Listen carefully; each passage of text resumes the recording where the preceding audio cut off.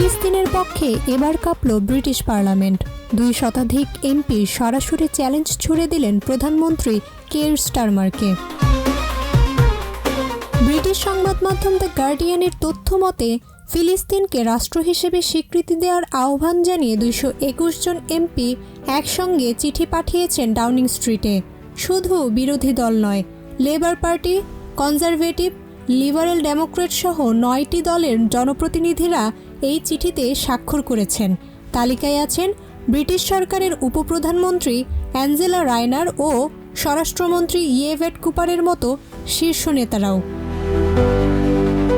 650 সদস্যের house of কমন্সে 1/3 MP এক হয়ে এই বার্তা দিয়েছেন।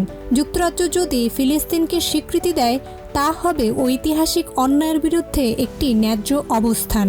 এদিকে ফ্রান্সের প্রেসিডেন্ট ইমানুয়েল ম্যাক্রো ইতোমধ্যেই ঘোষণা দিয়েছেন আগামী সেপ্টেম্বরেই ফিলিস্তিনকে স্বীকৃতি দেবে ফ্রান্স।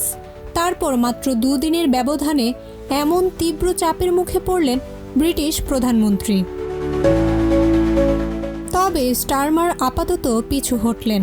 প্রধানমন্ত্রীর কার্যালয় থেকে দেয়া এক বিবৃতিতে তিনি বলেন, ফিলিস্তিনকে স্বীকৃতি দেয়া হবে, তবে এখনই সময় নয়। তিনি যুক্তি দেন, আগে গাজার যুদ্ধ বন্ধ হোক, ইসরায়েলি জিম্মিরা মুক্ত হোক, তারপর আসবে স্বীকৃতির প্রশ্ন। কিন্তু ব্রিটিশ জনতারা বলছেন, যখন গাজায় শিশুর রক্ত ঝরছে তখনও কি কূটনীতির ধাপ খুঁজতে হবে?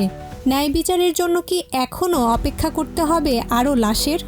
এই ঐতিহাসিক চিঠির মাধ্যমে ফিলিস্তিনপন্থী চাপ চরমে উঠেছে যুক্তরাজ্যে, আর স্টারমারের সিদ্ধান্ত এখন বিশ্বজুড়েই আলোচনার কেন্দ্রবিন্দু।